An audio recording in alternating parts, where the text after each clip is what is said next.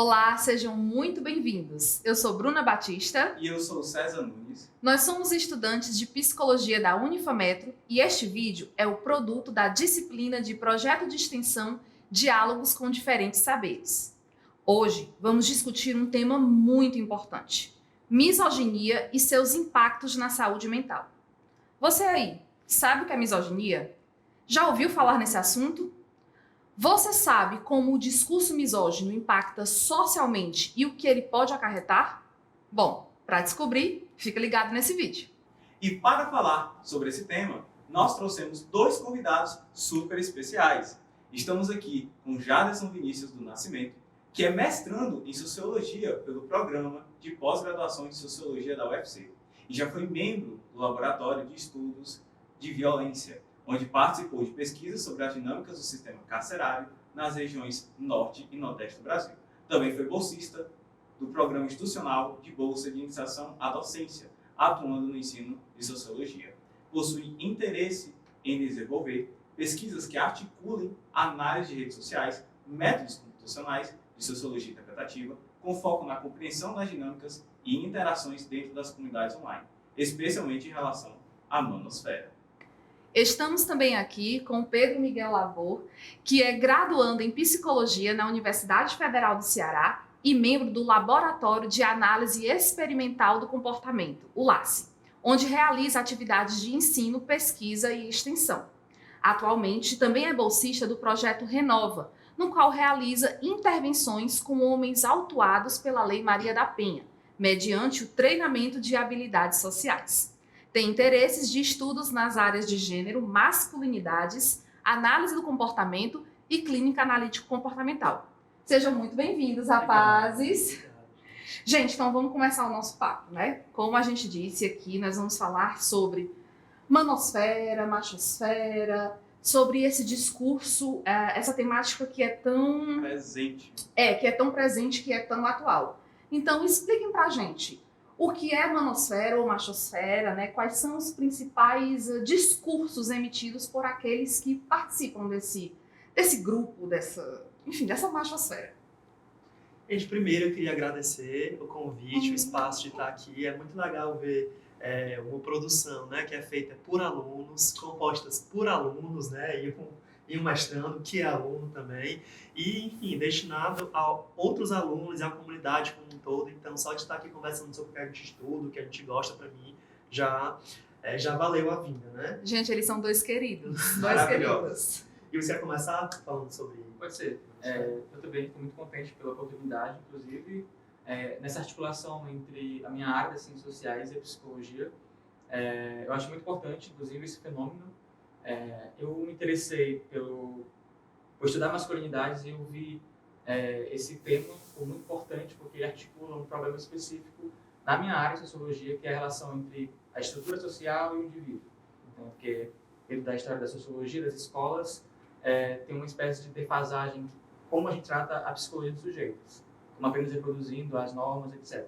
Aí tem os sintomas psíquicos e toda a dinâmica psíquica do sujeito. Então vocês estudam isso em ciências sociais também? Interessante. Sim. Tem uma escola que é a Escola de Frankfurt, Teoria Crítica. Sim. Não, assim, eu já ouvi falar, mas nunca me aprofundei sobre o estudo. Eles trabalham na psicanálise e uma brecha para pensar essas duas dinâmicas, social, sociedade e o indivíduo também. Mas aqui é importante a gente falar que a gente também tem a psicologia social, né? Sim. Que aí tem muito de filosofia e da sociologia. Uma área que tem uma interface muito grande. Tem uma interface muito grande, isso é verdade. Sim. E a manosfera a gente poderia colocar como esse conjunto de comunidades com as suas singularidades. Tem o Red Pill, tem o PUA, Pick Up Arts, tem o MGTOW, Sigma, etc. Né? Posso falar sobre as categorias, explicar? Pode, por favor. O Red Pill seria essa galera mais... Porque tem o incel. O incel geralmente é mais depressivo, né? É o homem que sente uma frustração nos relacionamentos. Porque não consegue se relacionar, né? Tanto que é os celibatários involuntários, né? Que é o que a sigla diz. Aí vamos colocar como mais pessimista em relação a isso, né? Uma espécie de neurose de destino ali, de que nunca vão conseguir ninguém. Uma visão fatalista. Exatamente.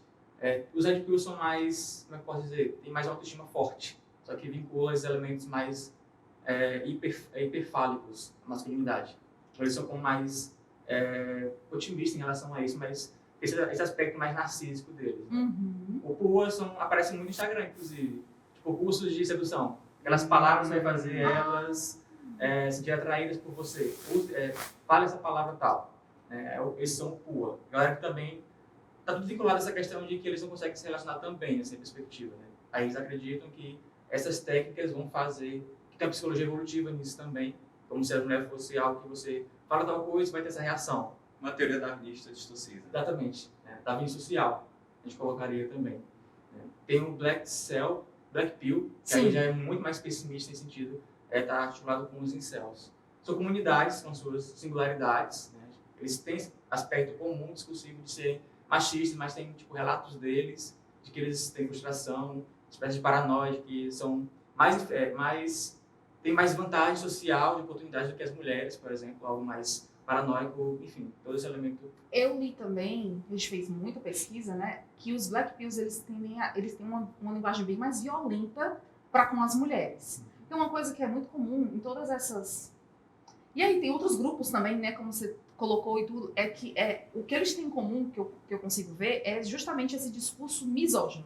É sempre algo do ódio à mulher, do ódio à figura da mulher, e não só a mulher em si, mas tudo aquilo que é feminino. Então, qualquer coisa que feminize o homem, ou qualquer coisa que o homem demonstre, que seja reconhecido como uma característica feminina, isso é exatamente não, é logo rechaçado, né? É imediatamente contido, criticado, né? Mas o que eu li foi que os Black Pills, eles são bem mais violentos. Coisas do tipo morte mesmo, bater e tudo, então é bem mais complicado. Mais fatalista também, né? Eles são bem mais fatalistas. Eu acho que hoje em dia, assim, né, como a gente até já viu antes de começar a gravação, eu acho que o modelo social do patriarcado, né, vai ganhando novas conformações com o mundo contemporâneo, globalizado, né, e eu acho que apesar de cada um ter sua particularidade, eu acho que eles têm uma perspectiva em comum, né, que é essa quase ojeriza ao feminino, assim, né, mas eu acho que eles dão encaminhamentos a essas discussões, assim, quando a gente pensa nos Red Pill, né?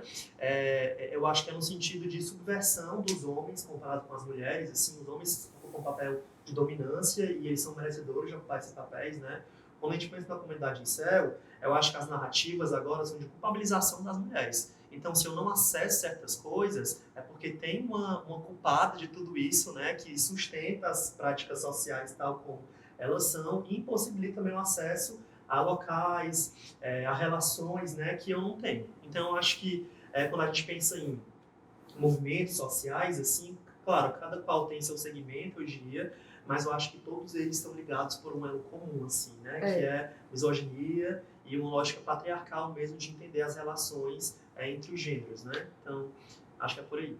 É verdade. Aproveitando a fala de vocês, é muito interessante a construção do que elaboramos, porque as pesquisas que realizamos, além de ser coerente com tudo isso, elas apontam, por exemplo, como o Miguel trouxe, e o Jaderson também, a ideia do antifeminismo. Então, é uma subcultura digital, um ecossistema, a machosfera ou manosfera, vai variar da linguagem do artigo. Um ódio às mulheres, a aversão àquela questão da procura pela liberdade, de ser contra o patriarcado, justamente como vocês citaram também, de eles enxergarem como direito a depender da comunidade. Sim. E uma coisa muito legal também, legal no sentido de conhecimento, de se entender, é que todos eles possuem uma certa hierarquia sexual rígida.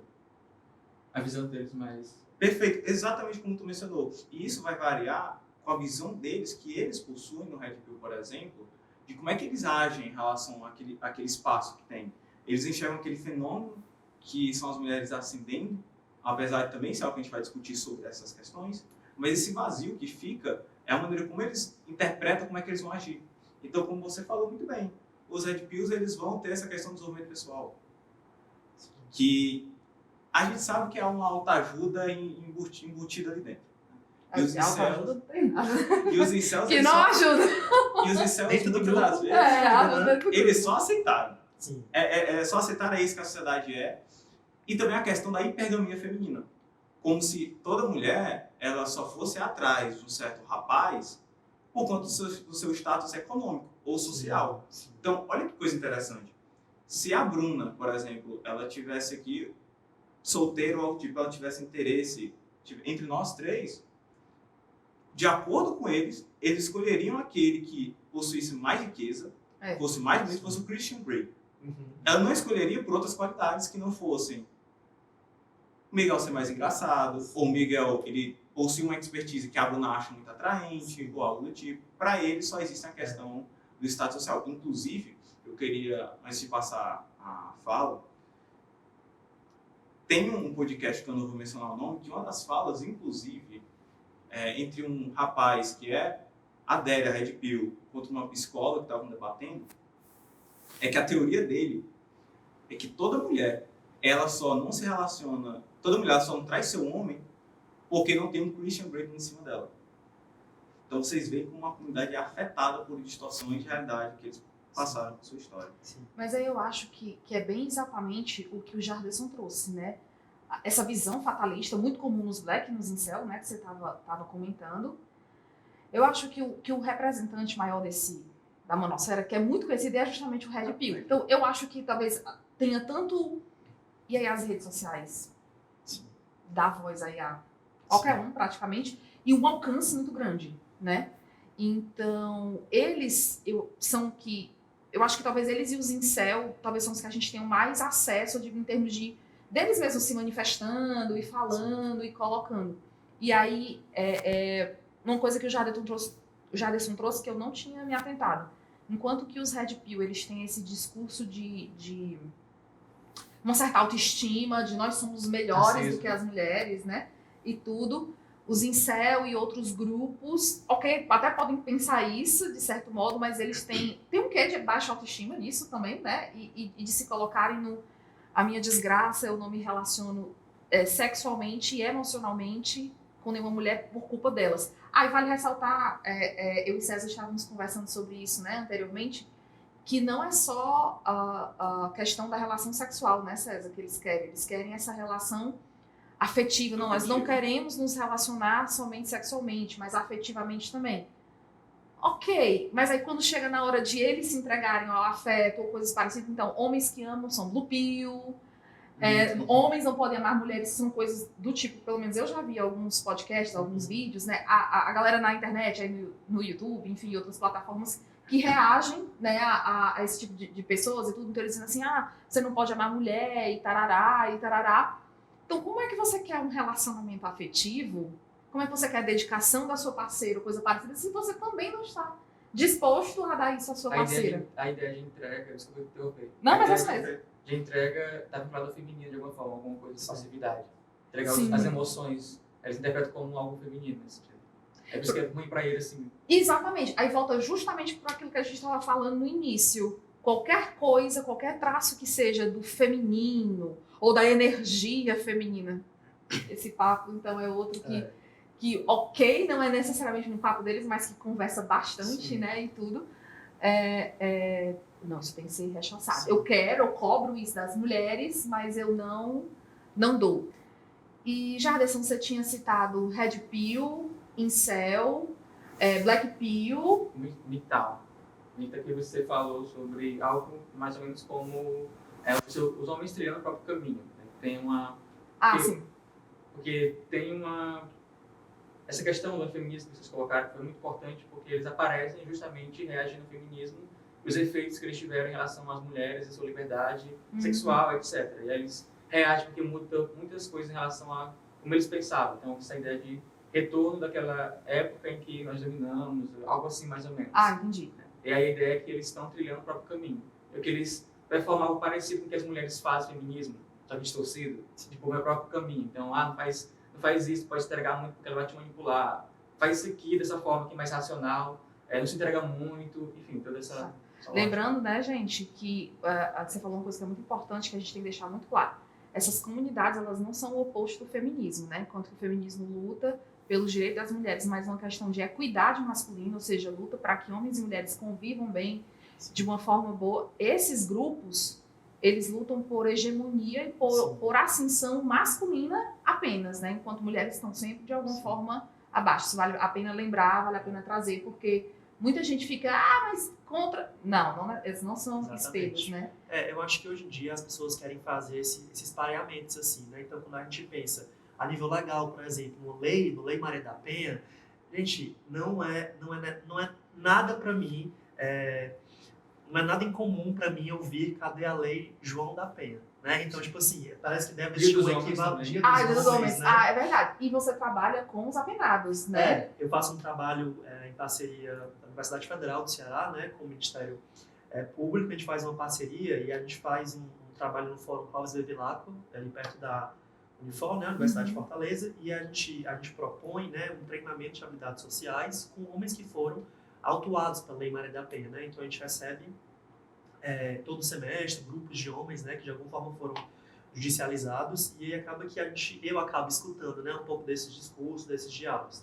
E aí, quando se pensa em feminismo e tal, o senso comum, e também não só o senso comum, mas esse público que me chega, que de alguma forma reproduz, né, o que é comentado e compartilhado a título de cultura, assim, eles acreditam que o feminismo é quase uma tentativa de subverter as lógicas hegemônicas atuais, né, no sentido de sobrepor as mulheres e os homens. E não né? é. E não é assim. assim, não é.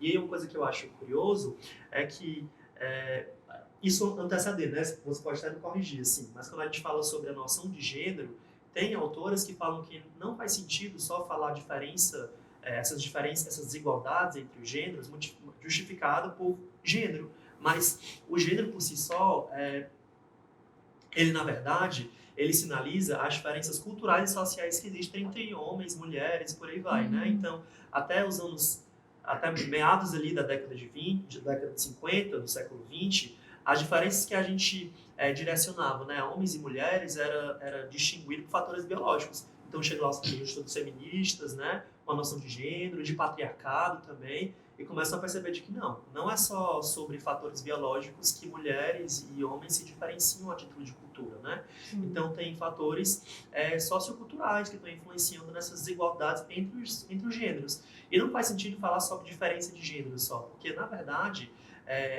os formatos sociais que a gente compreende hoje, eles são justificados por um modelo de patriarcado. Então, quando a gente pensa em violência de gênero, poderia ser violência de homens contra mulheres e mulheres contra homens. Sim. Mas a gente sabe que hoje isso não é a supremacia, né? Os índices não sinalizam que as mulheres violentam muito mais os homens do que os homens as mulheres. Então, há uma diferença quando a gente pensa, né, em violência, em agressão motivada por gênero, que na verdade faz sentido a gente falar que o que justifica essas diferenças é um modelo muito maior, que é o patriarcado, assim, né? Então, fico pensando nesse sentido aí. E eu acho que antes a gente hierarquizava, né, os homens e a gente entendia, né, quando falava em patriarcado, como as mulheres logo abaixo, assim, no que diz respeito a poder, né, a supremacia de poder. E hoje em dia eu acho que, socialmente, culturalmente falando, a gente vem percebendo que isso vem ganhando algumas vicissitudes, assim, né? Então, antes era só homens, mulheres. Agora, homens, e tem várias subcategorias mulheres disso, também. assim, né? Inclusive mulheres também, que dão segmento a essas lógicas. Então, acho engraçado não, acho curioso, né? Que alguns anos atrás a gente elencava essas diferenças de acessos, de direitos, só enquanto dois nichos e dois públicos, né? Que é o público masculino e o público feminino. E hoje em dia, quando a gente pensa num mundo globalizado, né, contemporâneo, a gente já começa a perceber que existem certos instamentos, assim, né?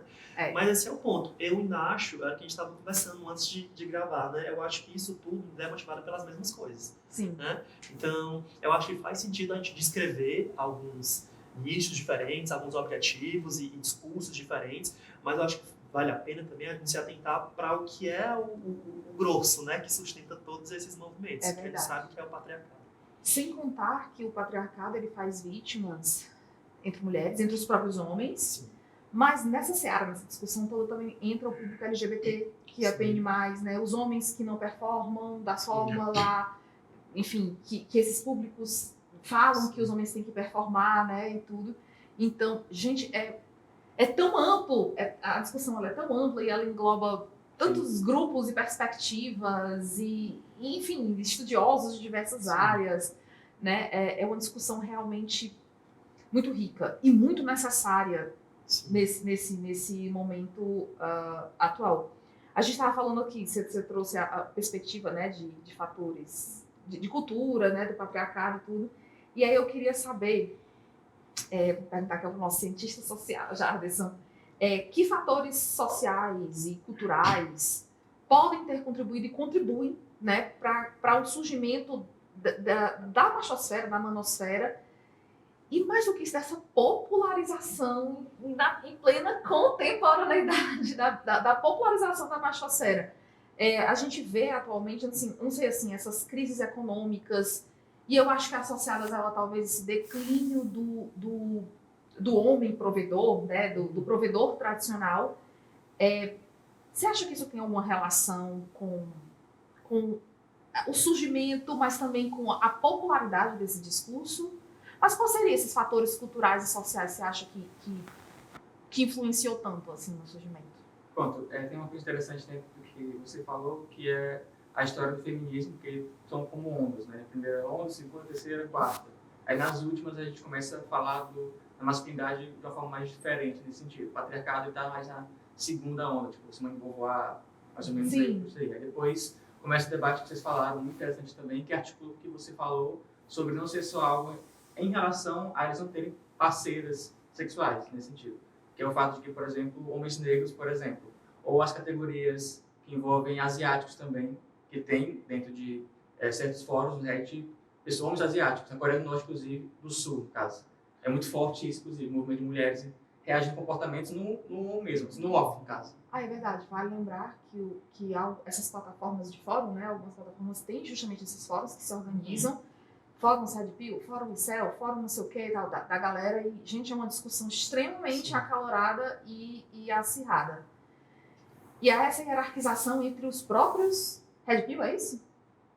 Como assim? Tipo assim, você falou dos asiáticos, dos negros... No sentido de que essa questão de eles não conseguirem parceiros ou parceiras, para quem é, por exemplo, negro ou asiático, o fator que faz eles terem discursos é o fato de serem negros, eles perceberem, por exemplo, que existe uma espécie de domínio cultural em relação ao gosto, à acessibilidade, à branquitude, por exemplo. Sim. Aí, em vez de eles irem por uma via mais política, de tentar reelaborar isso, acaba que eles vão para o discurso mais tradicional. Sim. E articulando com a questão sobre fatores culturais, né, uma questão é que somos estruturas tradicionalistas.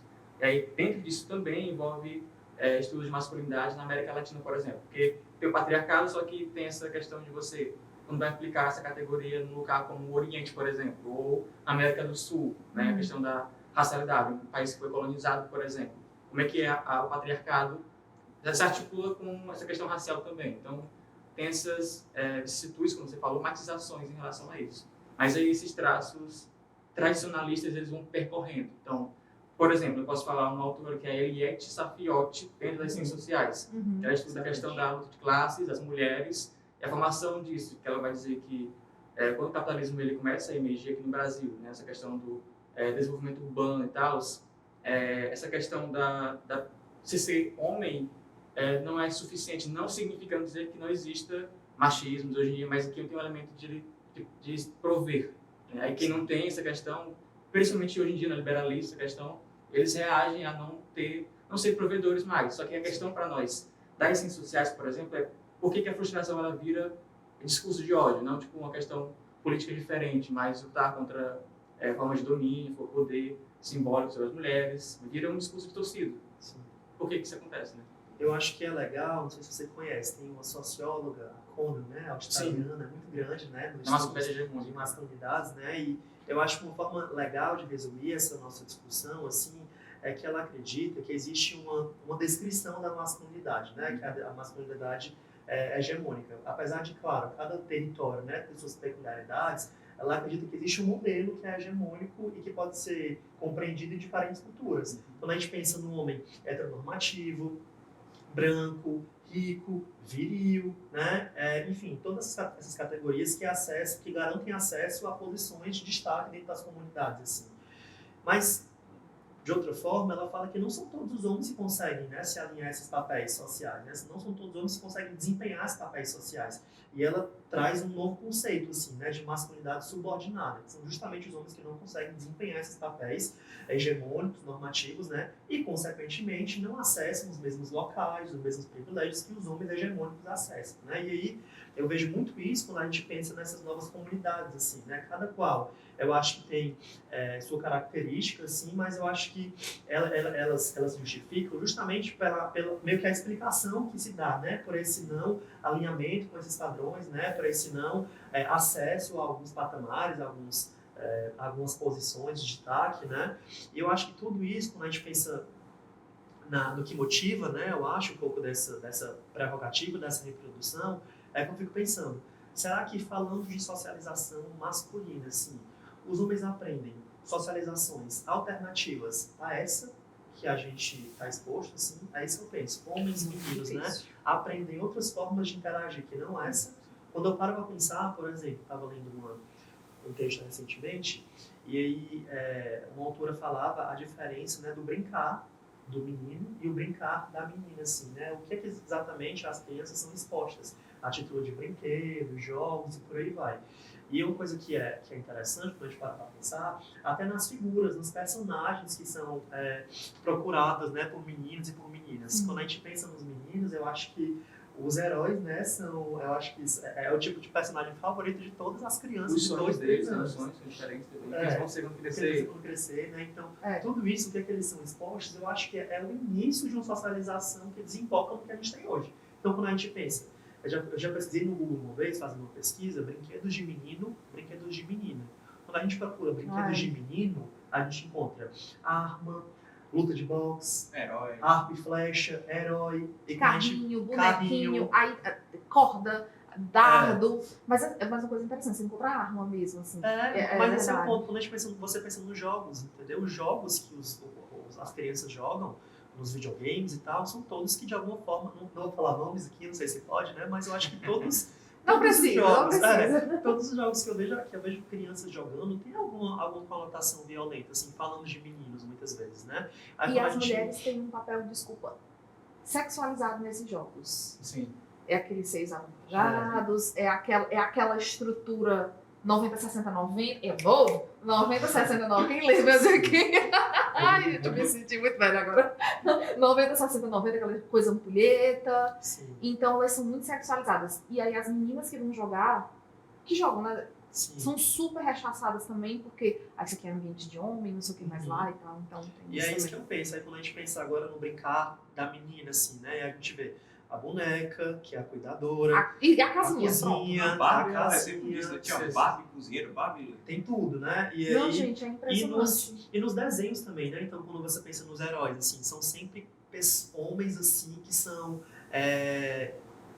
invencíveis, né? Tipo, fortões, e eles são imbatíveis, e não importa o vilão que apareça, pode ser, assim, um vilão que não é nem da Terra, que é literalmente isso, né? Quando a gente vê na Marvel, eles são os vilões que não são nem da Terra, são do tamanho, assim, de um prédio, mas ainda assim, eles ainda não deitam para esses vilões. É verdade. Entendeu? Ainda assim, os heróis ganham, né? E aí, quando a gente pensa nas meninas, são as princesas, né? Que são beijadas pelos príncipes, que estão atrás de um salvador, né? E você pensa que esses modelos de socialização são impostos desde muito cedo. Desde muito cedo, apesar de não alcançarem, né? Eu acho que não alcançarem o nível de discussão problemática que hoje em dia a gente tem, quando a gente pensa em violência e tal, eu acho que isso de alguma forma já é um modelo que aproxima essas crianças, né, desse modelo de socialização. Ao ponto de que eu me pergunto, será que hoje em dia é produzido socialização diferente dessa que é posta, assim, sabe? É uma socialização alternativa, Será né? que existe isso? É isso que eu, É difícil, é isso que eu penso. eu confesso que não me vem à cabeça. Talvez uma ou outra família Sim. tem. Pronto. E aí me lembrou um caso muito parecido. A Sandy tem um filho, né? Todo mundo sabe, assim, a Sandy, a cantora Sandy, tem um filho e tudo. E aí ela postou, não sei se foi ela ou foi o ex-marido e tudo, mas tinha um brinquedo no chão do filho dela, que é um menino, né? E era a boneca Elsa, do Frozen. Sim. E aí, o filho dela contou que foi na loja, escolheu vários brinquedos, entre eles uma bonequinha. Gente, isso gerou assim, uma discussão, um menino brincando de boneca, não sei o que, não sei o que mais lá, tarará. E aí ela falou assim, olha gente, simplesmente ele foi na loja, ele escolheu vários brinquedos, entre eles, tal, e tá, qual é o problema dele, né, lá no meio da brincadeira, ter essa figura que podia nem ser, ela não podia nem assumir o papel que ela tem em Frozen, mas ela podia ser uma heroína no imaginário da criança, ela podia ser, enfim. E aí virou uma discussão grande, aí eu não vou nem citar, né? Esse menino vai Aí Sim. as pessoas colocam logo, vai perverter a orientação Sim. sexual, não sei o que, não sei o que, não sei o que mais lá. Mas por que eu citei esse caso? Porque eles, enquanto pais, estavam pensando numa socialização alternativa. Então, talvez você tenha uma ou outra família Sim. que faça isso. E eu acho curioso que essa associação, né, do brinquedo à orientação, ela é descrita muito facilmente, assim, né? Agora, quando você vê um outro brincar, que é o violento, eu acho que o link que se faz com violência futura, esse daí não tem problema. Esse daí eu não vou Pronto, é preocupar. verdade. Agora, se eu sei que esse brinquedo, de alguma forma, pode sinalizar, né, pode encaminhar aí para uma orientação alternativa à hegemônica do machão, nossa, aí eu vou cortar o mal pela raiz. E quando a gente vê a recíproca, não é verdadeira, nesse caso, né? Quando a gente pensa em outros brinquedos, que a gente sabe que podem socializar a criança, né, de uma forma mais violenta e tal, mas como é isso que se espera do homem, vamos deixar que o homem siga a sua natureza, que é ser violenta. E aí colocam também, gente, se você E é um discurso que vende, né? Não, muito, e vende muito bem. E os influenciadores da machosfera, eles se pautam nisso. E uma coisa que é muito importante, gente, o discurso biológico, vamos dizer assim, né, de justificar a agressão masculina, ou não sei o quê, em cima da biologia, e que mulher é do cuidado, e tem esse papel, e não sei o quê, porque isso é da biologia, e querer justificar, não.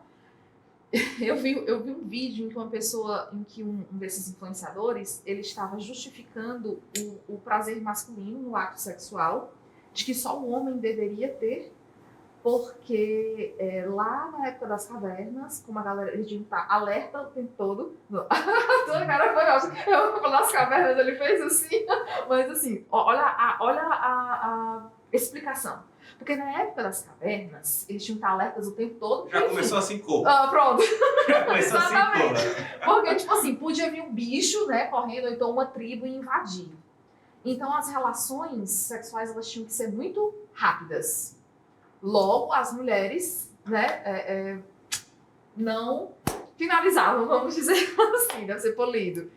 E tava tudo bem, porque tinha que ser assim mesmo. E aí, essa pessoa, esse influenciador lá, tava num desses podcasts, se eu não me engano, enfim, de temática da machosfera, manosfera, enfim, justificando o fato de que mulheres não deveriam ter prazer nas relações sexuais. Por uma coisa que gente, milhões, sei lá, de anos atrás, ele foi justificar, entende?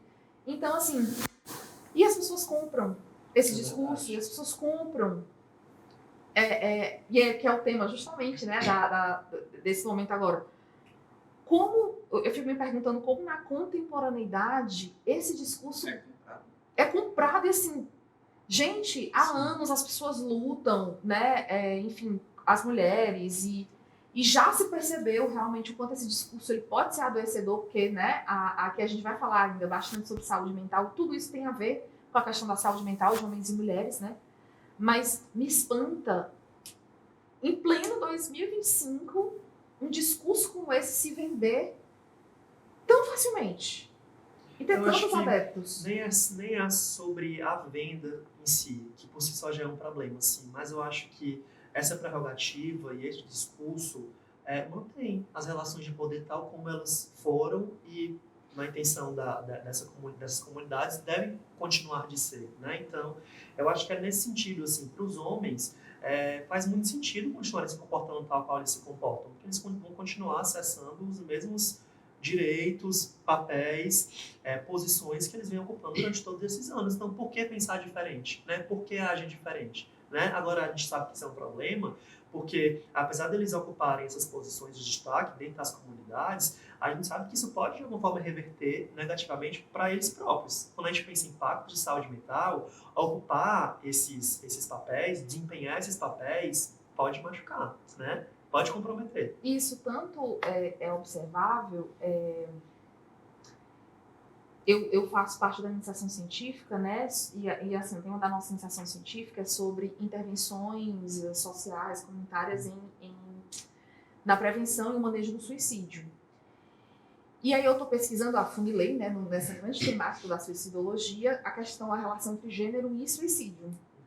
E aí, nas minhas pesquisas eu encontrei um texto da professora Valesca Zanello, maravilhosa, né? Ela estuda assim, bastante essa temática de masculinidade, feminilidade, né, e tal, enfim, os dispositivos amorosos e tudo. E aí, nesse texto, ela falava do dispositivo da eficácia e que a masculinidade, ela é formada pelo prisma do que ela chama de dispositivo da eficácia, que está pautado nas virilidades sexual e laborativa.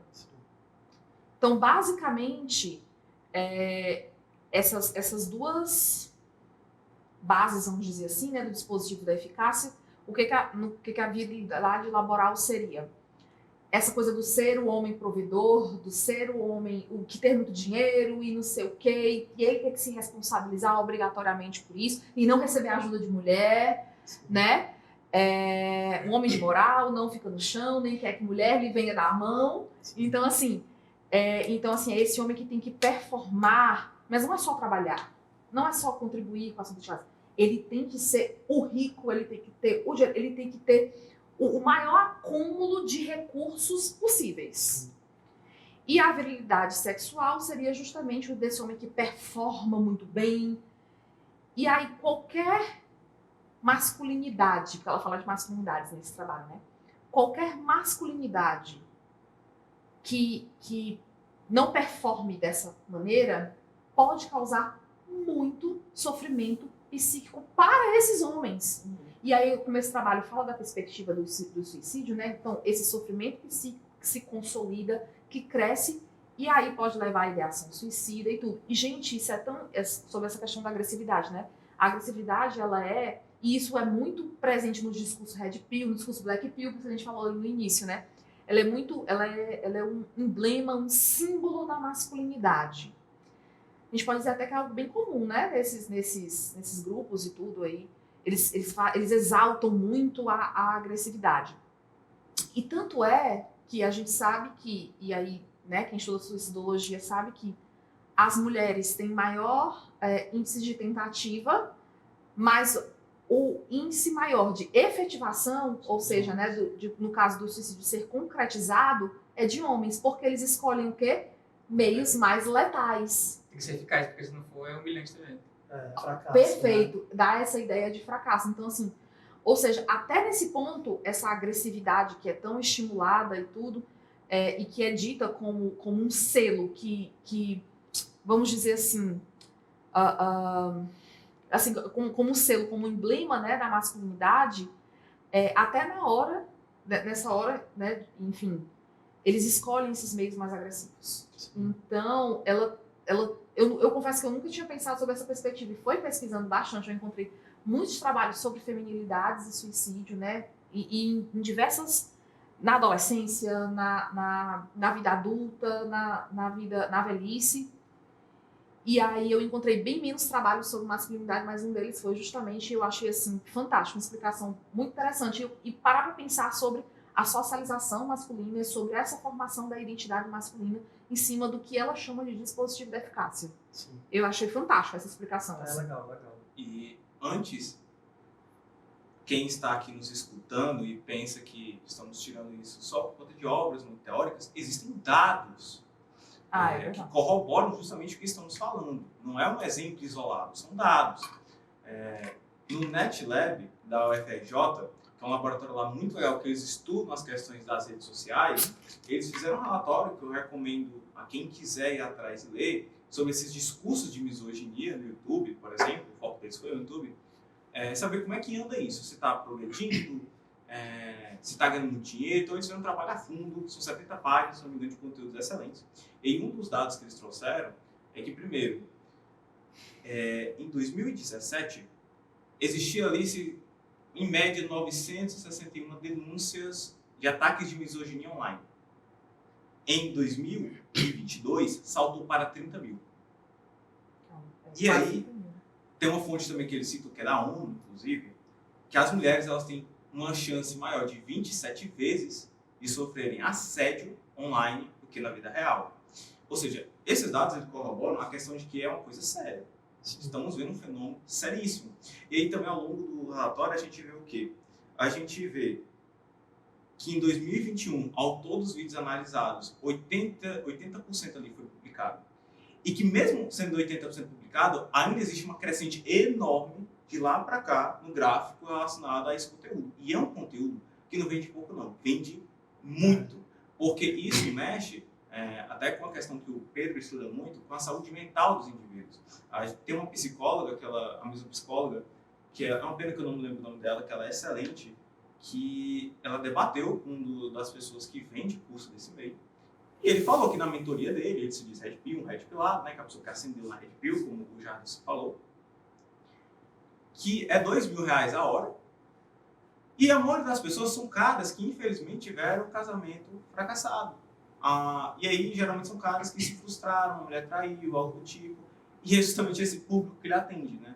Coincidência ou não, estamos vendo aí um fenômeno seríssimo dessa questão dessa violência, que está sendo muito bem debatido aqui. Os pesquisadores, eles pegaram ali 79 vídeos por uma análise qualitativa, ou seja, eles analisaram ali, perceberam claramente o conteúdo misógino e reportaram à rede social. Só caiu um de 79. Então, sim, a gente vê uma ineficácia das plataformas relacionadas a esse assunto. E aí entra, puxando o gancho, o que eu tinha falado sobre novas formas de socialização familiar que vão mudar esses impactos mais positivamente numa comunidade não mais tóxica, né? Aí entra agora uma quase dificuldade, desafio em relação às redes, porque, por exemplo, as novas políticas de dados nas redes sociais, as empresas da Meta, que aí fica mais difícil, porque vendo os estudos de redes sociais que eu sigo de fora, também dos Estados Unidos, por exemplo, sobre a extrema-direita nas redes sociais, de alguma forma os algoritmos eles tendem a endossar mais certos conteúdos. Então, o algoritmo ele já é uma forma que é difícil, porque se você deixar aberto para saber a validade das informações, por exemplo, acaba que essas coletividades aí, elas acabam ganhando mais força nesse sentido. Eles vão se unir e tal, enfim, uma polarização, né? Ou Exatamente. seja, faz todo sentido. E às vezes, mesmo você não procurando Aparece. o conteúdo, ele aparece para você. Exatamente. O que já revela, talvez, o posicionamento político das próprias empresas, né? Sim, eu acho Sem que dúvida isso nenhuma. quer dizer muito, assim, entendeu? Sem eu acho dúvida. que esse é o ponto. Eu acho que a gente já teria tecnologia suficiente, né, para de alguma forma barrar um pouco dessa proliferação. A gente observa que isso não acontece e é bom a gente justificar por que não acontece assim, né? Será que a gente não existem mecanismos que podem embarrear essas narrativas? Eu tendo a acreditar que existem sim, eu só acho que só não tem muito interesse em efetivá-los, né? A título de regulamentação de redes Faz sociais. sentido. As nossas elucubrações fazem sentido, né? Eu acho. Ainda sobre a questão da agressividade, ela, como nós estamos debatendo aqui, é uma forma de mostrar a virilidade, né? Tem um culto da Sim. virilidade que está dentro dessas estruturas culturais que formam a masculinidade. Tem uma galera, e aí foi importante eu falar sobre dados reais, né? Porque eu, como pesquiso nas redes sociais, que é mais tradicional, tipo entrevista que eu vou colocar pessoas físicas pesquisando nas redes, eu posso ter essa coisa tipo, é besteira, tipo, mas tem impacto. A gente tá falando coisas aqui, tipo, família, tudo, que envolve até a minissérie que saiu sobre a adolescência, que culminou em mais debates, e que de fato a gente está falando mundialmente, temos um problema aqui. Sim. E aí, dentro da clínica também, tem pessoas que estão trabalhando, por exemplo, com as teorias de gênero, pensando a histeria masculina. Antes pensava a histeria como as mulheres. Aí entra aquele tema sobre, se você falar que ele é histérico, tipo, tem a reação porque é muito coisa de emocionado, por exemplo. Uhum. Mas e a agressividade ela é uma forma de manifestar essa coisa, né? A histeria, de alguma forma, será que eu estou sendo homem suficiente? Tipo, será que eu estou sendo essa inquietação que dá, né, bem profunda neles? Sim. E aí, enfim, é um caso de histeria contemporânea. Porque Nossa. quando a gente pensa em agressividade, né? Saúde mental total. Para pensar nisso. Ele está falando coisas das ciências sociais e da psicologia. Da psicanálise. Não, é muito bom, é isso mesmo. Mas, pois é, quando a gente fala em agressividade, assim, a maneira mais imediata de acessar o que se quer, assim, né? E de manter a sua posição, assim. Então, quando a gente pensa em agressividade, é muito mais econômico para os homens ser agressivo do que ser assertivo, por exemplo. Quando a gente pensa em habilidades sociais, em relações interpessoais, né? É muito mais econômico no sentido temporal, né? Você economiza muito mais tempo sendo agressivo do que sendo assertivo. Aí né? entra uma pergunta, né? Querido Pedro Miguel, o que é que você acha, assim, quais são os reforçadores, assim, desse discurso, né, desse comportamento, né? O que que você acha que funciona como reforçador para esse comportamento misógino? Muita coisa, né? Mas eu acho... Muitas coisas. Muitas coisas. Muitas Mas coisas. Eu acho que é um sentido de garantia de posições, assim, né? Então, homens que, de alguma forma, compactuam com essas lógicas, né? Eles continuam tendo cada vez mais acessos, né? E aí, quando a gente pensa, por exemplo, eu falei, né, sobre formatos alternativos de socializar, esses formatos alternativos são punidos pela nossa cultura, né? Então, se homens tendem a se comportar diferente, muitos deles podem, inclusive, querer, mas a cultura, de alguma forma, quebra esse formato, assim, né? Porque, vamos dar um exemplo de um menino que pode aprender em casa, que é interessante demonstrar emoções, é interessante demonstrar vulnerabilidades, e essa pode ser a cultura domiciliar. Quando você vai para a escola, aí o menino está fora das paredes de casa, né? Ele aprende outros formatos de se entender, de se compreender, né? E a cultura, infelizmente, não sinaliza isso, não reforça a vulnerabilização, a sensibilização dos homens. E a cultura sinaliza que homens não devem manifestar esse tipo de comportamento, assim. Então, o que eu penso é que esses homens, eles estão sendo reforçados, né, em duas lógicas diferentes. Uma delas eu sei que se eu me vulnerabilizar, se eu demonstrar fraqueza ou emoção, eu sei que no coletivo eu vou ser penalizado de alguma forma, né, eu vou ser subjugado de alguma forma. Então, é complicado porque esses homens não vão aprendendo exatamente como isso pode ser feito. Eu conheço homens que não conseguem descrever emoções. Então, não conseguem descrever como eles se sentem, o que é que faz eles se sentirem dessa forma, o que eles fazem quando eles estão se sentindo assim. Então, isso gera uma pobreza, um déficit de repertório emocional, descritivo, porque eu não sei o que eu estou sentindo. E comportamental, claro, porque eu não sei o que eu estou sentindo, eu não sei quais são os contextos que fazem me sentir assim, eu não sei como eu me comporto quando estou me sentindo assim, né? Então, eu acho que essa via, os homens não aprendem esse tipo de comportamento, esse tipo de descrição, né, verbal de si. E, claro, isso acaba se refletindo nos déficits comportamentais, quando a gente pensa em assertividade, por aí vai. Então, é uma tentativa de se esquivar do que o mundo tem a oferecer, no sentido de penalização. E, de outra forma, eles sabem que, se eles forem misóginos nos grupinhos de amigos, eles vão ser validados. Bate palma. Se eles falarem a quantidade de relacionamentos afetivos sexuais que eles tiveram nos últimos anos, eles vão ser reforçados e inclusive, vão competir. Quem mais fez, quem mais conseguiu, quem mais atingiu, né? E aí eu acho que há esses dois rumos, assim, né? Os homens dentro de homens. Tem inclusive um autor, o Lane, não sei se tu conhece, eu não sei se é o primeiro nome dele, Wilder Lang, se eu não me engano. Mas ele é um sociólogo também, e ele traz o conceito de casa... Mas ele traz o conceito... Como que você acha que a gente ia convidar para falar desse tema? É gente fraca não, meu amor, estuda muito. Aí, ó. E aí ele faz o conceito de casa de homens, né? Que são espaços Sim, próprios, casa dos homens. Casa dos homens. Que a professora Valessa Zanello fala e o outro autor que eu esqueci o nome dele, esse autor que é ele que criou esse conceito, assim, né? De casa dos homens. São os ambientes em que os homens conseguem reproduzir essas narrativas e são reforçados por isso. Então, eu acho, pelo menos na minha percepção, quando eu penso em socialização dos homens, eu vejo nessas duas vias.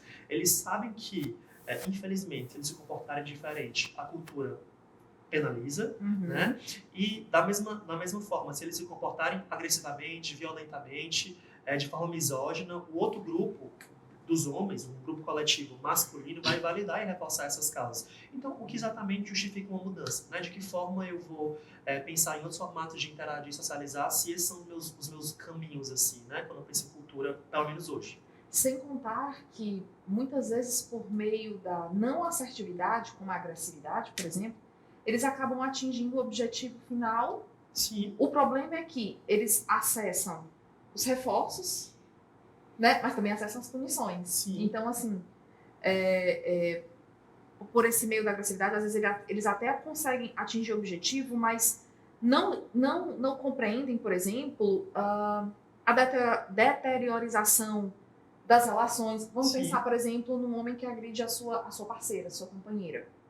Ali, no primeiro momento, ele pode até... E eu aprendi isso contigo, né? No grupo de estudos que a gente participou junto.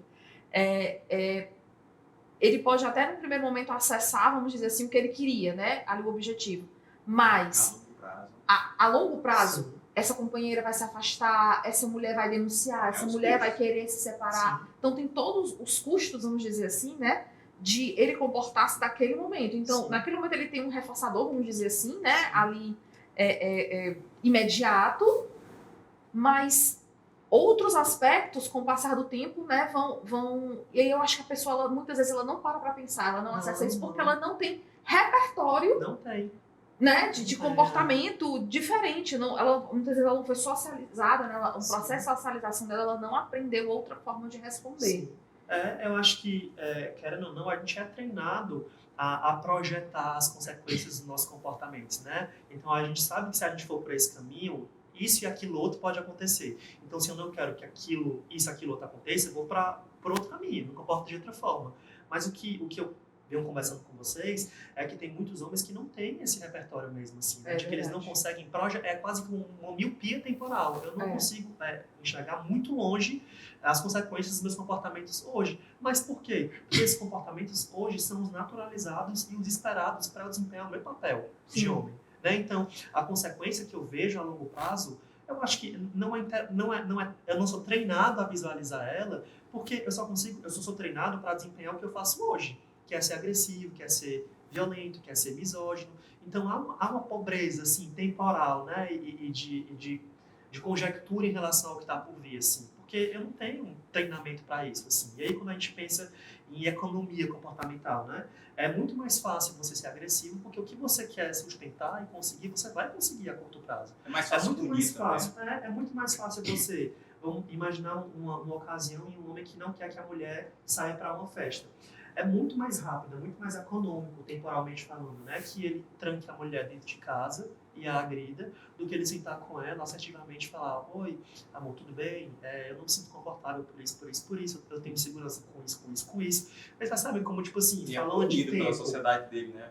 Porque é o homem corno, né? Tipo assim, se o homem deixar a companheira ir pra festa, é o homem corno. Então, é isso que eu vejo, assim, tal hora, esse homem pode nem ver tanto prejuízo, assim, deixar a companheira socializar. Mas quando ele for socializar com os outros homens, aí vai ser penalizado, vai ser punido como um homem corno, ou homem besta, né? Então, é aquela coisa, eu percebo que tem essas duas vias, assim. Ou o homem está se esquivando de ser rechaçado, punido, ou o homem está se valorizando por ser agressivo, violento.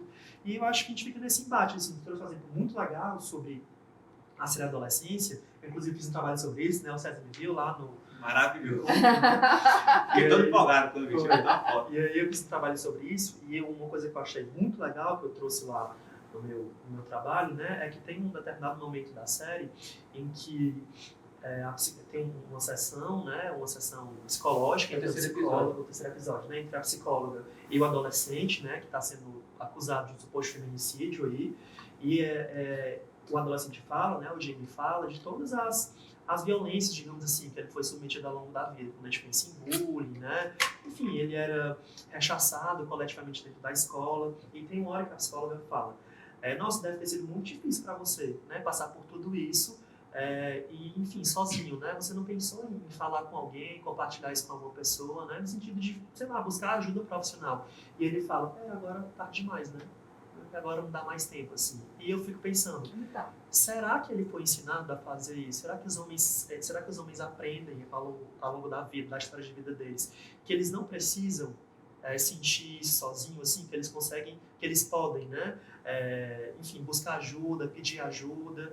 E eu parto do pressuposto de que os dados dizem que não, assim, né? Quando a gente pensa em transtornos mentais, os transtornos mentais são mais notificados em mulheres.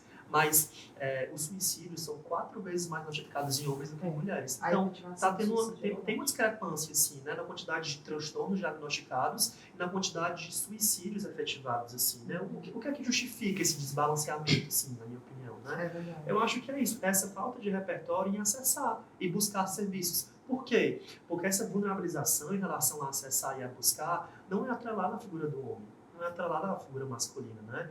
Então, tem homens que não sabem. Como é que eu sei que eu preciso de ajuda se eu não sei nem descrever o que é que eu estou sentindo? É verdade. E quando busca ajuda, mesmo profissional, ainda é rechaçado. Sim. Gente, um exemplo muito simples que a gente está falando. Quantas vezes as mulheres, as casadas aí sabem, quantas vezes a gente tem que estar marcando médico pro marido, Sim. muitas vezes fica na cota da mulher fazer isso, aí entra naquela coisa, porque é do cuidado, não sei o quê, enfim, o discurso que todos nós já conhecemos. Mas eu vi um meme sobre isso, mas assim, é um meme que meio que traduz um pouco a realidade. Claro, não são todas as pessoas casadas que passam por isso, né? Que bom. E tudo. Eu, pelo Que menos, bom. não passo por isso. Mas de ter que marcar e de ter que muitas vezes ir com esse marido porque ele não sabe descrever o que está sentindo para o médico. E assim, parece brincadeira, mas não é. Acontece. Né? Acontece mesmo, gente. Acontece. E as pessoas na internet, né, terra de ninguém, o pessoal terra de ninguém assim, né? Eu tô falando no sentido da galera fazer brincadeira e Sim. fazer esse tipo de comentário e tudo. E a galera cria meme, brinca e todo mundo ri e sabe, faz aquela frescura e tal, mas Mas é verdade, mas, gente, né? isso é preocupante. É preocupante. Até com essa fala do Miguel é muito interessante, porque tem um artigo que é muito interessante o título dele na literatura científica, que é Quando a ajuda é mais danosa. Ou seja, a gente tem um consenso de que a ajuda é bom, mas justamente como está falando dos reforçadores sociais, aquela cultura, as subculturas dos homens, um dos cantos que eles têm para se refugiar, encontrar uma ajuda na internet, né? E aí é onde entra no tema que a gente está o tempo todo aqui debatendo sobre. Tem uma pesquisa muito interessante em que os entrevistadores fizeram um fórum, todo bonitinho e tal, e entrevistaram ali também ali por volta, na média, de 300 pessoas que se autodeclaram incel. E corroborando com a tua fala sobre a questão de não ter estratégias enfrentativas, vamos falar aqui no termo de adaptativa, digamos assim. E, de fato, essa pesquisa mostrou que 1/3 desse pessoal só tem comigo, porque mal tem foto com eles, com amigo relacionado a isso. São pessoas altamente frustradas, não só no sentido sexual romântico, mas no sentido de rede de apoio não tem. E vira um ciclo, porque além de não ter estratégias adaptativas, eles estão sentindo solidão.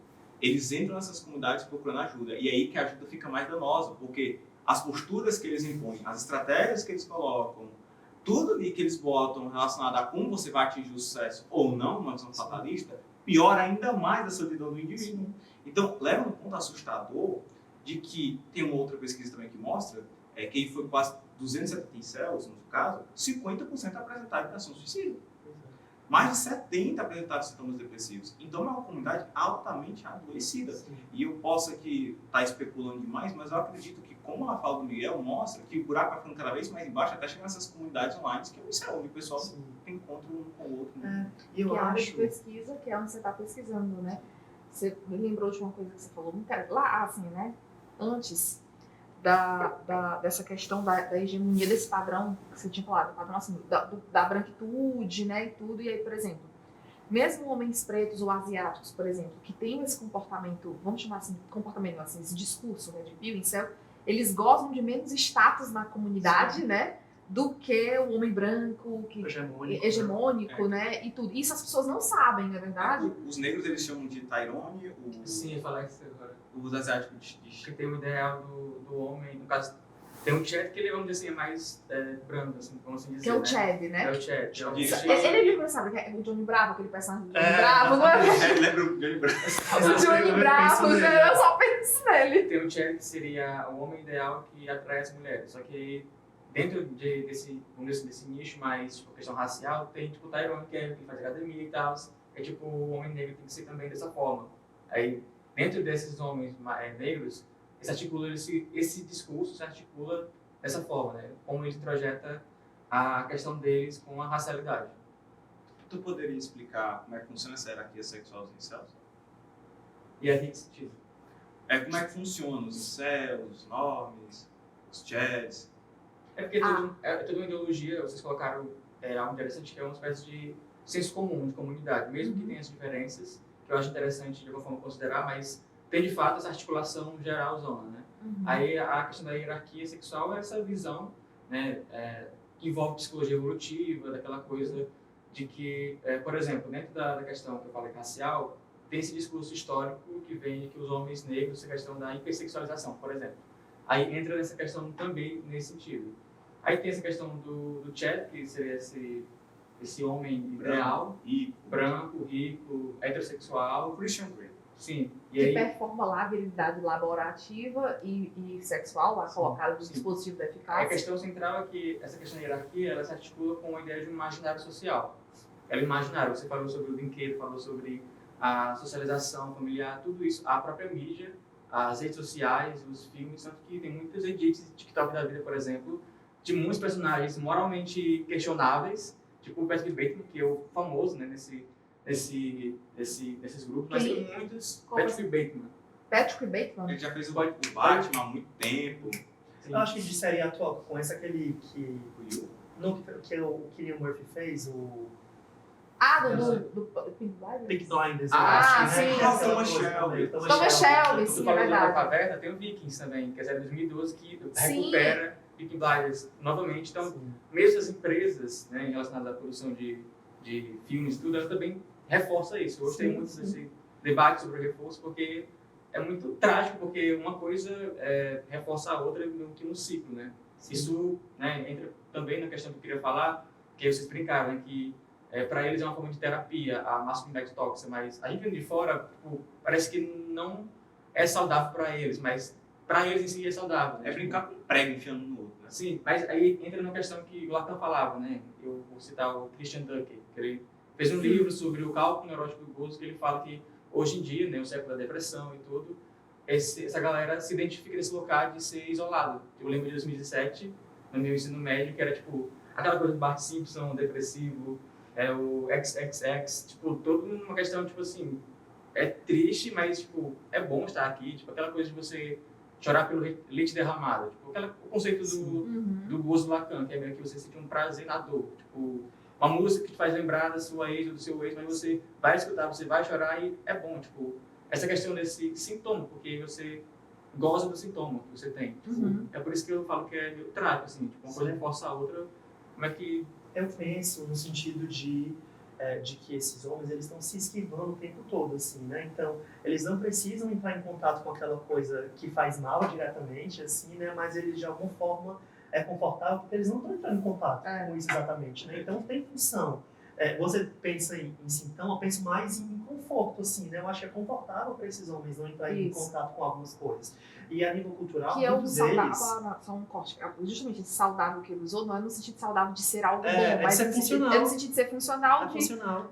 Eles fazem isso justamente para poder fugir, para evitar talvez um maior sofrimento, só isso a curto prazo. Sim. Porque a longo prazo eles encontram muito sofrimento. Mental. Mental e tal, enfim. Eu ouvi uma vez um depoimento. Na verdade, eu estava assistindo um canal do YouTube, assim, fazendo várias pesquisas, né, para esse trabalho. A gente foi em artigo científico, a gente foi em livro, a gente viu, foi nas redes sociais, foi no YouTube, ver pessoas que entrevistaram, psicólogos que entrevistaram, e eu vi uma entrevista de um ex-incel, e ele era um rapaz negro, né? E aí ele estava comentando que ele estava se sentindo muito mal, sozinho, não conseguia se relacionar. E ele foi encontrar apoio na comunidade incel. Então ele disse que logo ali no início ele começou a se sentir muito bem, trouxe essa sensação de saudável para ele, né? Eu encontrei meu local muito acolhido e tudo. Só que ele começou a perceber, eu estou aqui falando... Você vai ter um força. Assim, exatamente. E aí ele começou a perceber que o ideal de masculinidade para o homem preto performar era muito difícil. Porque era o ideal branco, europeu, hegemônico. E aí, por mais que o cara preto fosse malhado, não sei o que, o Tyrone, por isso que eu te perguntei se dentro eles gozavam de um status um pouco menor, entende? Porque a gente sabe que tem essa masculinidade. E ele comentou que ele começou a sentir que todo aquele sentimento de isolamento, de vazio que ele tinha, que ele achava que tinha encontrado amigos e não sei o que mais lá, ele disse, olha, eu comecei a me sentir um nada, outras palavras até, né? Comecei a me sentir um nada e tudo, porque isso era muito difícil. Poxa, imagina pra mim, preto, periférico, querer fazer parte de um movimento que pregava uma masculinidade que eu não tinha condição de acessar, que eu não tenho condição de desempenhar. E aí, quando eu ouvi o relato dele, eu disse, gente, é muito mais, pra vocês verem, né? É muito maior do que não gostar de mulher, que já é um problema muito grande, né? Do discurso misógino em si. Sabe? O sofrimento dele, que ele no início achou que ia sanar na comunidade e acabou como você falou, né, entrando, afundando ainda mais. Ele começou ele falou, né, ele comenta que ele começou a questionar a beleza dele Sim. e tal, e ele começou a se sentir cada vez mais mal, porque, poxa, eu me sentia feio, porque eu não conseguia atingir aquele ideal e tudo. Gente, olha o tanto de adoecimento psíquico. E aí, outra coisa que é muito interessante, ele falou, só para completar, não só ele, eu vi vários discursos de ex-Red Pills incels falando que conseguiram se libertar por meio da psicoterapia. Sim. Que foram buscar, ele comenta que foi buscar ajuda especializada, e aí nos comentários, gente, comentário de vídeo é um negócio assim interessantíssimo. Vários ex-incel e ex-Red Pill comentando nesse vídeo que eu citei desse rapaz, né, dando essa entrevista, dizendo que se viram nessa mesma situação, eu também sou um homem preto, tarará, tarará, tarará. Outros que não eram mais, que muitos disseram que conseguiram se libertar porque alguém de fora, ou um amigo, outra pessoa trouxe para, sei lá, deu a ideia, ou eles mesmos procuraram buscar ajuda com um psicoterapeuta, e foi na psicoterapia que eles conseguiram, tipo assim, se restabelecer novamente, trouxe saúde mental, que eles viram que aquele discurso não fazia bem para eles, que não era bacana.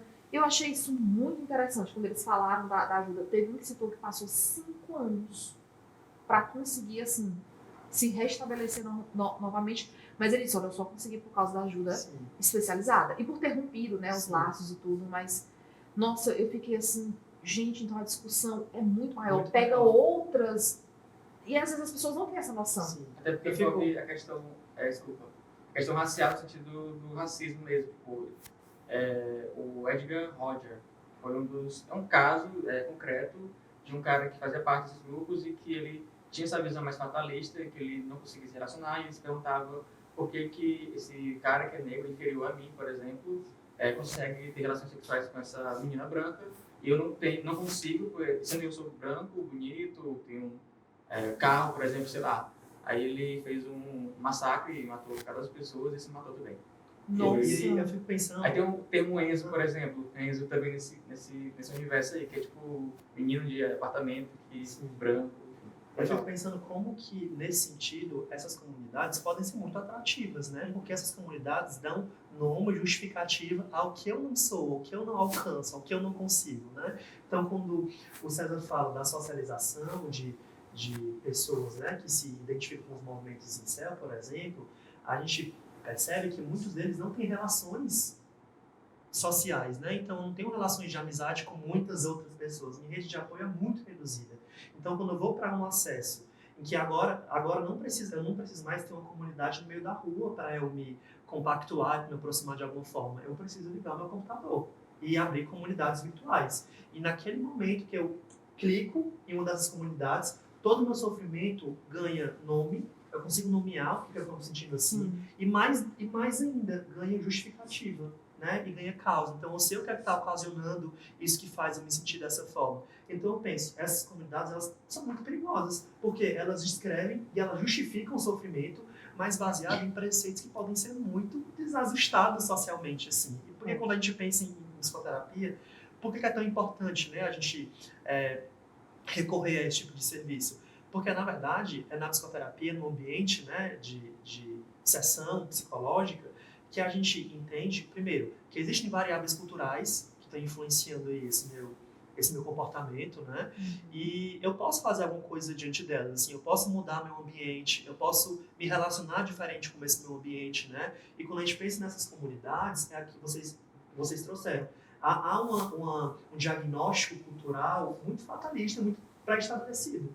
Então, é assim que nossas comunidades se compreendem, é assim que a organização social e política e o que eu tenho que fazer é me sujeitar a esse modelo. E quando a gente vai em psicoterapia, a gente pensa, mas será mesmo que eu preciso fazer isso? Será que eu tenho que dar continuidade a esse modelo que eu sei que pode ser tão prejudicial para mim e para os outros? Tem algo em mim, na minha relação com o meu ambiente, que pode ser subvertida, reformulada, repensada, né? Então, eu falo em esquiva, porque eu acho que é muito confortável entender que o problema não está necessariamente em mim, na minha relação com o meu contexto. né? Eu acho que é confortável poder pensar dessa forma. É muito mais confortável, é muito mais conf entender que as mulheres são as grandes culpadas pela minha rejeição. Uma Porque as mulheres... externalização da culpa. Né? Eu acho que é uma terceirização projeção. da culpa. É uma Não, projeção isso da é culpa, muito né? comum em todos os discursos. Sim. E aí, Eu não me relaciono porque a mulher Por causa não presta, disso, por blá, causa blá, do é sempre a feminismo. mulher, o É. feminismo. E aí, quando você vai para um ambiente de atendimento, de serviço psicológico, você pensa, tá, eu entendo que existem variáveis culturais que influenciam na forma que eu me coloco nesse mundo. Agora, eu posso fazer alguma coisa em relação à minha relocação nesse mundo? Existe algo que eu possa fazer para mudar minhas relações comigo mesmo e com os outros? E eu acho que esse incentivo, ele não é presente em comunidades não especializadas em saúde mental. Né? Não é esse o cuidado que é feito. O cuidado é feito é o cuidado de descrição justificativa. Quando a gente pensa em psicoterapia, a gente pensa, beleza, é esse o seu ambiente, esse é o seu local, sua posição no mundo, né? Mas de que forma ela pode ser repensada, reformulada, reavaliada, né? E que mudanças ambientais e contextuais a gente pode fazer no sentido de deixar a sua vida mais confortável e saudável com quem você é, né? E eu acho que as comunidades, elas não partem desse pressuposto, não partem desse princípio, assim. E eu acho que essa é uma grande justificativa do porquê que elas se propagam, se continuam assim, né? Porque é muito mais confortável continuar justificando e terceirizando questões que dizem respeito a mim e a minha relação com os outros, assim, né? Essa justificação que tu está trazendo, que é uma externalização da culpa também, eu queria até citar uma breve história que vocês vão entender porque eu vou trazer essa história. Tem um livro lá de fora que é de bioestatística, mas o autor ele traz a seguinte questão. Ele viu duas crianças conversando. E aí, o menino falou para a menina, no futuro eu quero ser médico. A menina olha para ele, você não pode ser médico. Porque quem só pode ser médico são as mulheres. E por que essa menina pensou isso? Porque ao longo da pequena vida dela, de 3 a 4 anos, ela só viu médica. Ela não tinha visto ainda médicos. Então, ela pensou que só mulher podia ser médica. Por que eu estou citando essa história? Porque isso mostra a maneira como nós pensamos ao longo da vida. E aí, o que acontece nessas comunidades são que pessoas se juntam com pensamentos parecidos, com pouquíssimos exemplos. E eles generalizam de uma forma como se fosse uma verdade global. Sim. Puramente um viés de confirmação. A pessoa tem uma história de vida que ela pode ser rejeitada, ter uma frustração, seja sexual, romântica, ou mesmo com tentativas de amizade, mas isso não define o todo. Nós temos 8 bilhões de pessoas no mundo. Sim. Como é que você se relacionou, sei lá, mesmo, eu não sei a quantidade de mulheres no mundo, mesmo que fosse metade, ainda 18 anos para cima, colocar aí 1,5 bilhão, não sei, estou chutando. Como é que você, pelo menos entrevistou 50%, tentou 50% das pessoas para dizer que todas as mulheres são assim? E aí é um discurso que acaba sendo infundado, que no fundo eles sabem, mas eles não aceitam. Porque é justamente como você falou. É algo confortável. É muito mais confortável estar no frente do computador e me esquivar todas essas questões. E acreditar em uma realidade, uma verdade, aliás, cruel, como a Red Pill, que é a pílula vermelha, que eu despertei, mas que na verdade a longo prazo você não vai resolver suas questões, vai entrar num ciclo que vai piorar e, infelizmente, talvez leve a casos mais extremos e poucas pessoas de fato aguentam esse tipo de discurso. Aí está perto de alguém. É verdade. Você para pensar realmente. Pois é, eu acho que é difícil mesmo, assim, porque eu acho que é uma pena mesmo a gente não promover enquanto cultura, assim, né? A gente reforçar esses outros formatos que eu venho trazendo, assim, porque o que eu observo é que tem pessoas que só dão continuidade ao que está dado, assim, né? E a gente não pode, o meu ponto é, a gente não pode dar outras coisas, entendeu? Enquanto cultura, a gente não pode promover outras coisas, entendeu? É verdade. Aí entra naquela discussão que a gente estava conversando, né, antes da gravação. Machosfera. Uma nova forma, um novo discurso ou releitura de machismos anteriores. Releitura total.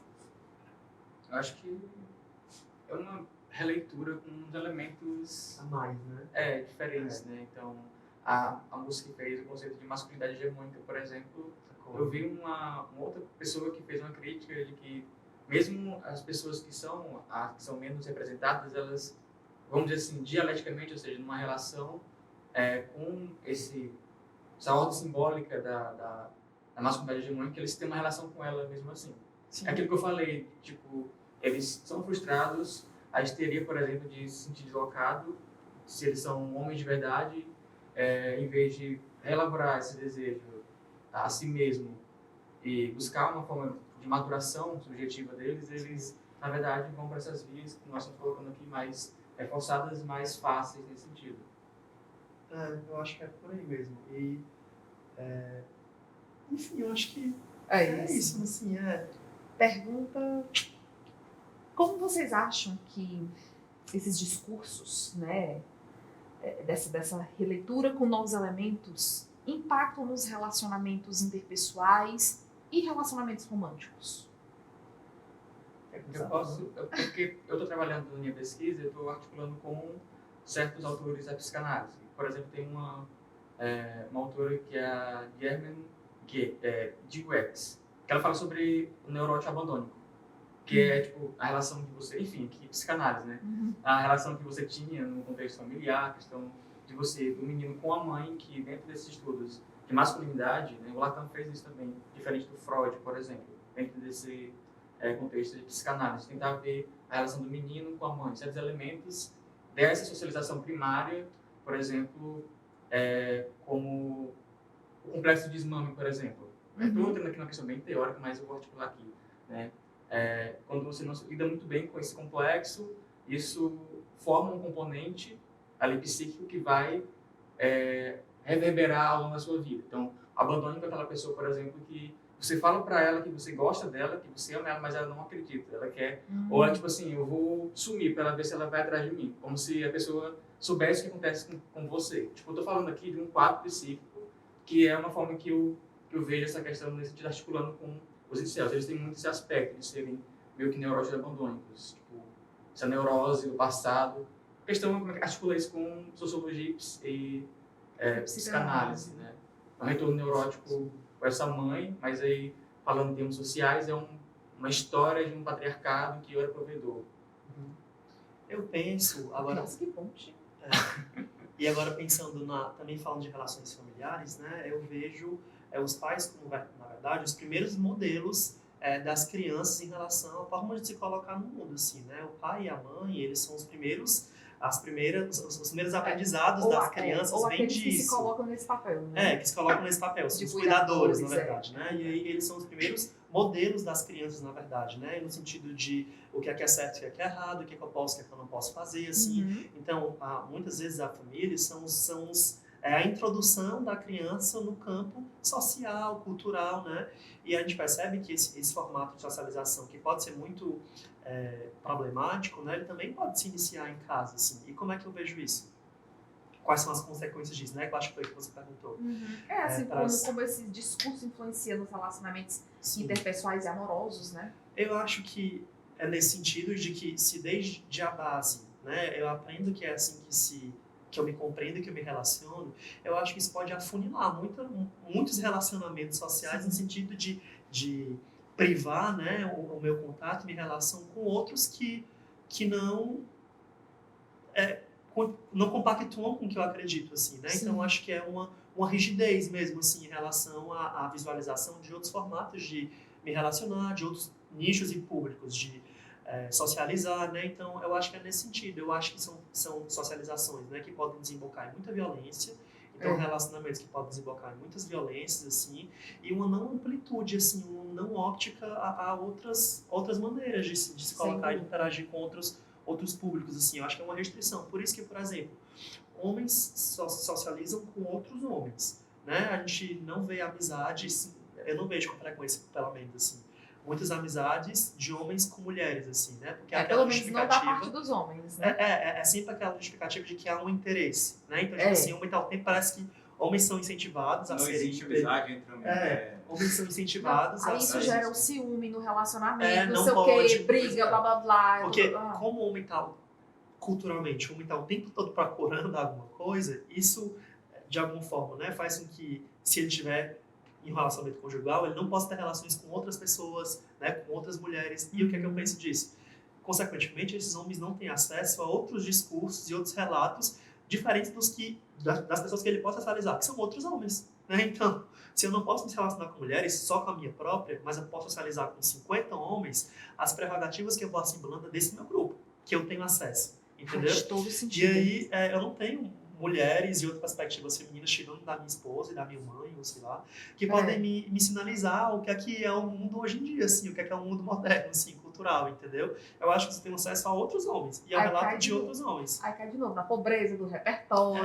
Gente, isso, é uma assim. questão cíclica. É né? Se cíclico. for E aí, pra- eu acho que quando eu penso na socialização, assim, falando de misoginia, a primeira coisa que eu penso mesmo é em violência, em agressão, que esse formato de socializar é muito violento com as mulheres e com os próprios homens. Sim. Tem um teórico, o Kaufman, não sei se você conhece, né, estudo de masculinidade, né, que ele fala que para a gente tentar sanar a violência contra as mulheres, a gente tem que investigar a violência com as mulheres, a violência de homens com outros homens e a violência de homens contra si próprios, né? E aí eu acho que quando a gente pensa em masculinidade, eu acho que é pólvora, né?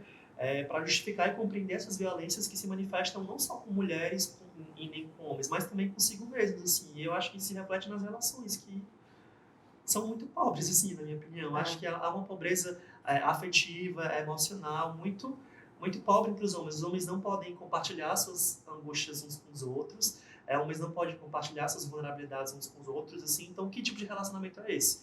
Quando a gente pensa em relação de intimidade e de amizade, pelo menos quando eu penso, são pessoas que conseguem, de alguma forma, oferecer apoio, entender minhas questões, propor saídas alternativas, né? Tudo bem que o psicólogo faz isso também, mas eu acho que a amizade também ocupa essa função, não profissional, mas ocupa, né? Sim. E se eu não tenho repertório mesmo para me relacionar dessa forma, eu vou me relacionar como? E com quem? Entendeu? Então, acho que é isso. Para mim, a grande consequência de tudo isso é uma pobreza descritiva. Assim, eu não sei descrever quem eu sou, o que eu sinto, o que eu faço quando eu sinto, o que faz eu sentir o que eu sinto, assim. E isso é incentivado, isso é propagado dentro de todas as relações. As conjugais, as sociais, enfim, as interpessoais. Então, quando eu penso em relacionamento, eu penso isso, assim. Eu acho que essa forma de socializar, ela não incentiva autoconhecimento e relação com o mundo, assim. O autoconhecimento na relação com o mundo. Então, eu penso nesse afunilamento de repertório mesmo e de compreensão de si e do outro, entendeu? Eu penso nesse sentido. E eu acho que trazendo para a relação amorosa, já que esses discursos, né, Red Pill, Incel, Black Pill, MGTOW, obrigada, enfim, quaisquer outros que possam vir a surgir, eles giram muito em torno do relacionamento amoroso, né? É muito em torno dessa questão do querer, eles querem muito uma mulher, e é sempre uma perspectiva muito heterossexual. Acho que vale a pena a gente fazer, né, esse recorte aqui. É sempre muito uma perspectiva heterossexual. Então, onde é que ficam as outras formas de se relacionar? Quiçá, talvez, livres disso, né? Não sabemos, mas assim, ou pelo menos não tem tanto assim, tanto estudo que foque nisso. Tem muito mais essa questão do homem e da mulher, nessa coisa da heterossexualidade, talvez até da questão de ser cisgênero. Talvez tenha um pouco de cisgênero nisso daí, né? Quando você escuta essa galera falando, eles estão falando do homem cisgênero sobre a mulher cisgênero. Então, acho que vale a pena a gente deixar isso daqui bem delimitado. Os discursos dele também são mais biologicistas. Né? Exatamente. Daí apoiar justamente a questão da perspectiva do cisgênero, né? Biológica. Pronto, nos reduz tem essa redução muito biológica, né? Como se a gente não tivesse, enfim, desenvolvido e outras coisas mais, né?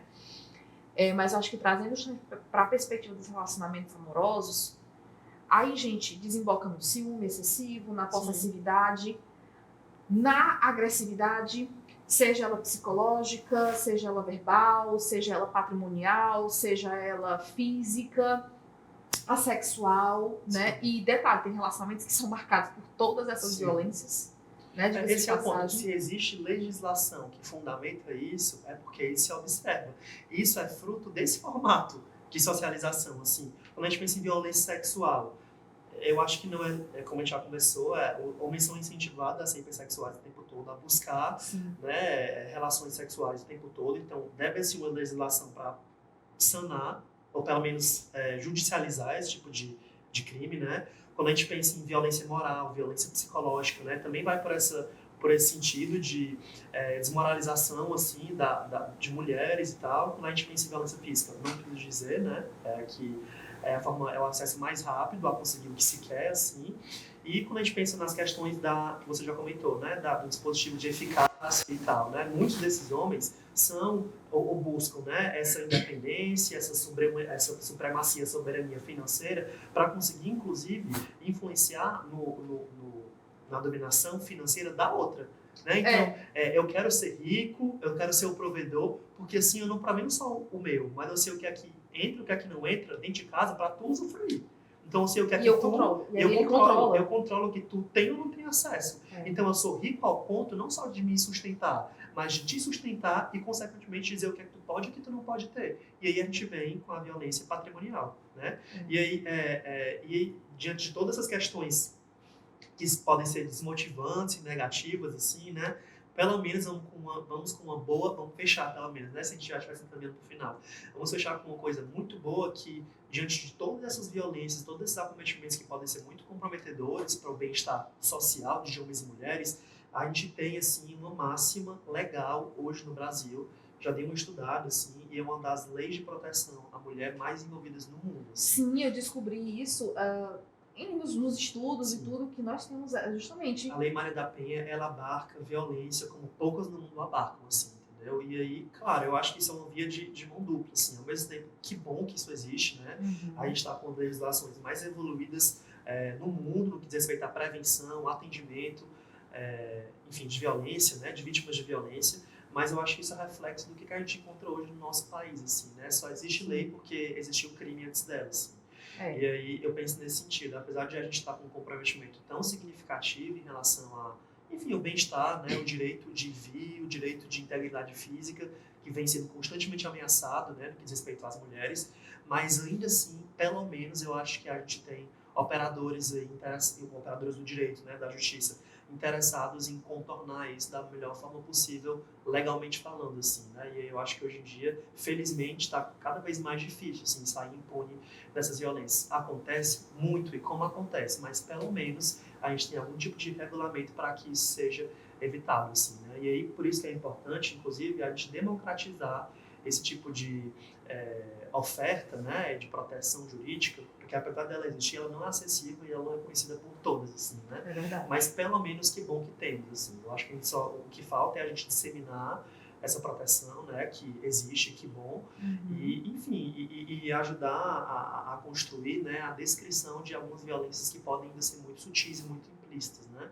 mas que hoje a lei já consegue destrinchar e abarcar, assim. Eu queria só adicionar, como os discursos eles impactam as relações interpessoais, algo bem mais rápido, que esse contexto. Eu acho interessante essa questão do empobrecimento na cena lá do adolescência, quando ela ia falar coisas muito profundas sobre o pai dele e tal, ele agressivo com ela, sendo que ele era simpático no começo, mas ele volta e meia era agressivo.